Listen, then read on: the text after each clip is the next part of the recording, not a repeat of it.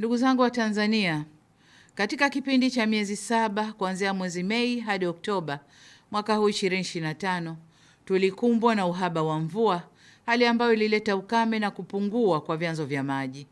Nitumie fursa hii kuwapa pole wananchi na wakazi wa jiji la Dar es Salaam na maeneo mengine yote ambayo kulikuwa na changamoto ya upatikanaji wa maji safi na salama.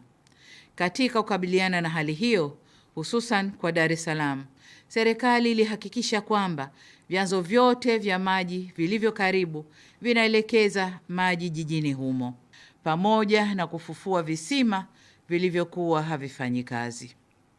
Aidha, tunamshukuru Mungu kwamba mvua zinazoendelea kunyesha ndani ya mwezi huu wa Disemba zinaongeza kina cha maji kwenye vyanzo vya Ruvu Juu na Ruvu Chini na zinarejesha hali nzuri ya upatikanaji wa maji.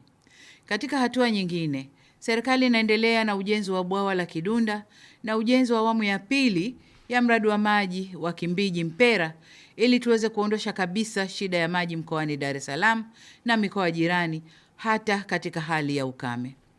Hata hivyo, katika kipindi hiki cha mwisho wa mwaka, miezi ya Novemba na Disemba, maeneo mengine ya nchi yetu yameshuhudia mvua na upepo mkali ulioleta hasara na kubomoka kwa nyumba na kupoteza maisha.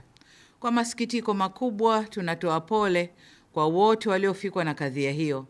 Nazitaka kamati za maafa wilaya kuchukua hatua stahiki ili kuweza kuwasaidia wananchi hao.